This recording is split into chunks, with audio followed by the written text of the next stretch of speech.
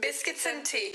How things are run within the military and what's required. And then it was really cool because we were going, and you can probably touch on this, the things that are necessary for you to have that mentality that was for you to succeed within the military and to be successful and all that stuff. You clearly carried into what you're doing now and probably into everything else that you do in your life. But you said you were an Army Ranger. Correct. What does that mean exactly? Is that some sort of, can you bring us through what is needed? What's necessary? Is this any top of the line? What's that? So it is part of Special Operations community.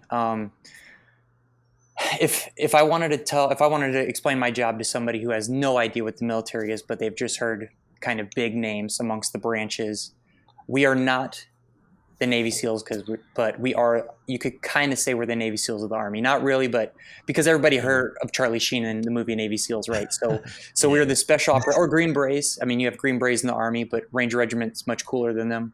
But they're also considered special. We got a guy on the team. He's former SF guy, Green Beret. So I make sure I got to put some jabs in there for him. I still love him though. But so we're Special Operations community in the Army, and primarily we're an elite infantry force is the best way. I mean, you can Google it. There's some standard thing there, but it's just Special Operations, and we do direct action missions. So we go overseas, and all the kind of Gucci stuff you see on TV, just a lot less Hollywood and more realistic. But it is a top tier element part of the Army. What does that mean? So what does it mean? We see Hollywood. I haven't seen a whole lot of the latest movies, but like, what's the biggest difference then from someone who's actually going there doing the training? Like, also, do you have to learn everything? Elite operations sounds like you have to know how to like make fire out of water. Sure.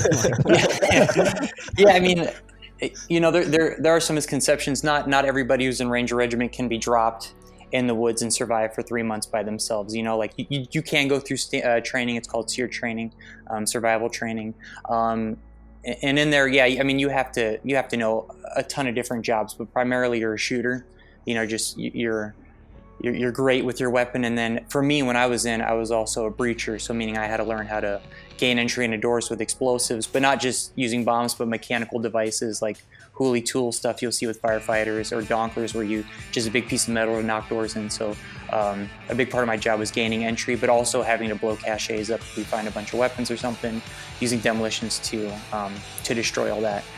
So each person's kind of tailor-made, but in the long run, or in the big picture, we're all shooters. So we're all walking together, trying to go into an objective, either to find a guy, bring a guy home, do something. I'm trying to keep it PG here, but you get what I'm saying.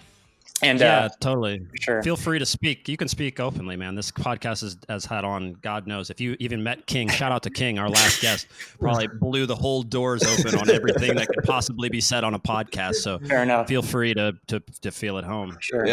I was just going to say, I mean, when you were talking about kind of like the Hollywood side of things, I feel like everybody's education regarding the military kind of comes from watching those movies and TV shows. And I'd imagine that's pretty annoying. So I was just trying to like compare it to like, soccer. So you guys remember the movie Bend It Like Beckham?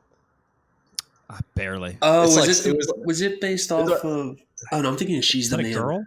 Yeah, it was about a girl who's Indian, and stereotypically they don't become professional athletes, and then she works her ass off, and then she gets into a team training, and then she ends up playing professionally. And I'm trying to think like, okay, well, in that movie, they're trying to give an idea of what it would be like to go professional, and it's like, that is 100% nothing what would actually happen or what it would be like. And I would imagine it's super annoying for you as someone who's been in the in the Army, like seeing it portrayed on TV and stuff. Right.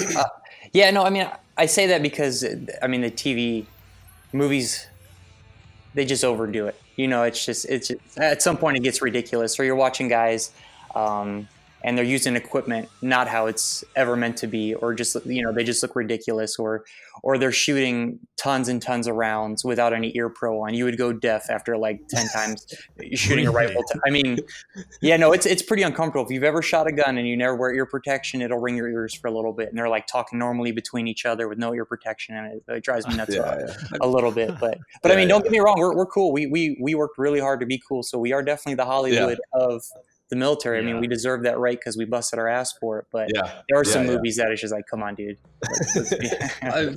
I've heard Lone Survivor was pretty accurate. I don't know.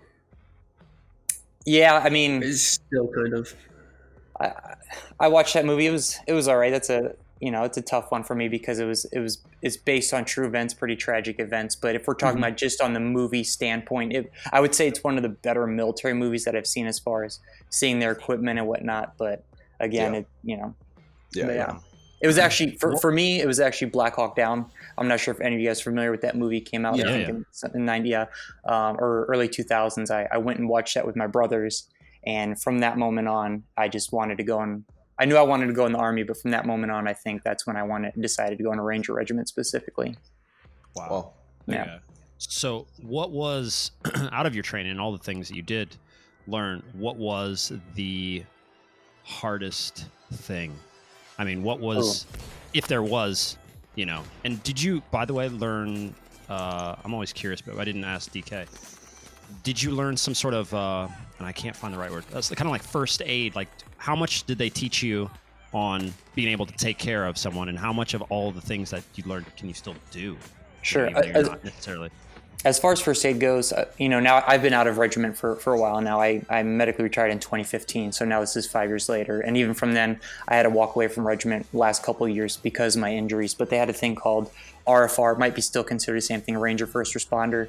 And it's just basic aid during combat. If somebody gets shot, being able to apply a tourniquet, keep them alive, get them to the medics. And then you have the thing called the golden hour where you want to make sure those medics keep them alive and get them to the proper doctors, whoever they need to be seen to be kept alive within the hour. But yeah, so it's like basic medical aid, tourniquets, applying bandages where it needs to be, and getting as difficult as gunshot wounds to the chest, being able to seal that, making sure they're laying on the right side, or the proper side, not just the right side. I mean, you're treating a lot of stuff, sure. So it is pretty intense. And what makes it harder is that 95% of the time, this is all happening at night because we do most time is nighttime operations. So we're learning this in the daytime to be comfortable with it. And then we flick the lights off and we put our night vision on, and then we have to do it all over again, which is it complicates everything. Yeah. But you get comfortable with night vision after a while. So it becomes second nature for sure. Something I've always been curious with is how does the military, especially in the field, deal with more minor injuries? Like if you pull a hamstring or like muscle ligament, that doesn't exist. No, that doesn't exist. You just fuck it and just go. I can't speak on behalf of all the military because I was such in a smaller community, and fortunately for us, we have a lot of guys who are, with the whole fight or flight thing, they just tend to fight and they fight through it and they don't complain or anything. So that's all that I've seen, but it's the most I'll see out in the field and is take some Motrin. That's pretty much what they have on, and then you go on. But a lot of guys don't even complain about anything. Yeah. Nothing that minor. Yeah. Would you even notice if you pulled your hamstring if you were like in a mission, like your adrenaline probably is pumping so high that you probably wouldn't even notice it until later on? Probably not in the moment, but I mean, it's not, you got to think you can't stay that aroused for so many hours, right? So once you start cooling down, that's when it really hits you really hard. So yeah, I mean, you'll notice it once that starts wearing off. It sucks. So, but but it's a difference between keeping that suck to yourself and telling other people, and you don't want to look like a wiener to anybody, so you just keep it to yourself. So. Yeah, it's such an amazing thing. Yeah, like how the adrenaline kind of pushes you to do takes things over like for that. sure. Yeah. So that was one of the things in your interview that I watched with US Soccer that was amazing, was that you're taking care of people out of the helicopter and bringing them out, and once you realized that things were in a safe environment, then you just laid down and you laid down. Exactly. That's exactly what I was going to say. Yeah. It's amazing.